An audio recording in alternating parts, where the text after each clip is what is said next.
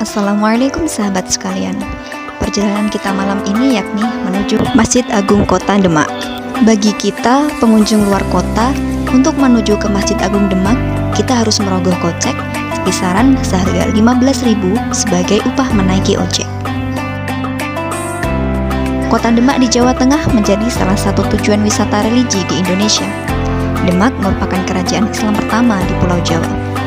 Kejayaan kerajaan Demak membawa pengaruh pada perkembangan Islam di Pulau Jawa.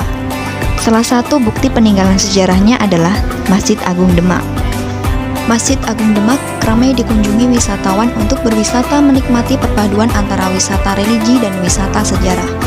Ratusan hingga ribuan pengunjung dan wisatawan peziarah berbondong-bondong ke tempat ini untuk melihat secara langsung bentuk bangunan dan arsitektur dari Masjid Demak.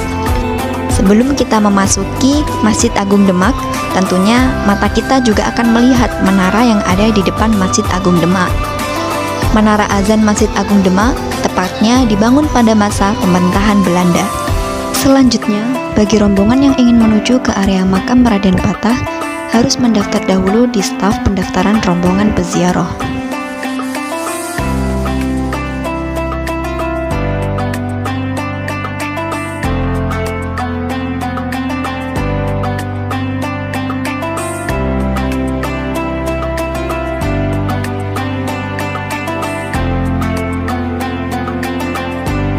Makam Raden Fatah Demak adalah salah satu objek wisata religi yang berada di kota Demak, tepatnya berada di belakang Masjid Agung Demak.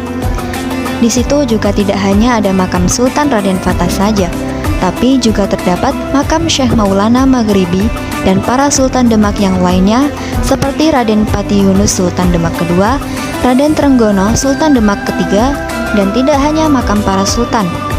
Di situ juga terdapat makam para pangeran, permaisuri, dan para abdinya.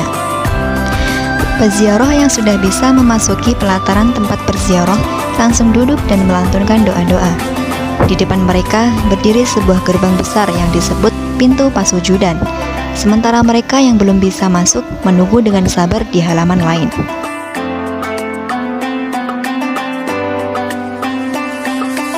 Kompleks pemakaman Raden Fatah ini paling besar dibandingkan pemakaman Sunan Kalijaga dan Sunan Kudus di kota Kudus, Jawa Tengah. Untuk mengelola kompleks Astana Gunung Jati ada 120 orang yang dipekerjakan. Mereka yang mengelola makam itu memiliki jabatan masing-masing. Jabatan tertinggi dipegang oleh seseorang jeneng yang jumlahnya hanya 1 orang. Di bawah jeneng ada 4 orang bekal sepuh, 8 orang bekal anom, dan 108 kemit. Sebagai orang suci yang dianggap keramat oleh sebagian masyarakat, keberadaan makam Wali Songo tidak lepas dari mitos. Konon, bila orang punya tujuan tertentu berziarah ke makam Wali Songo, doa-doanya akan terkabul.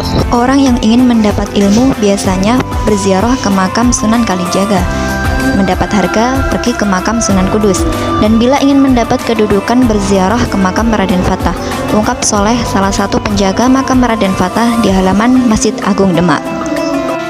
Semoga kita semua tetap dalam lindungan Allah Subhanahu wa Ta'ala. Sekian sahabat, wassalamualaikum warahmatullahi wabarakatuh.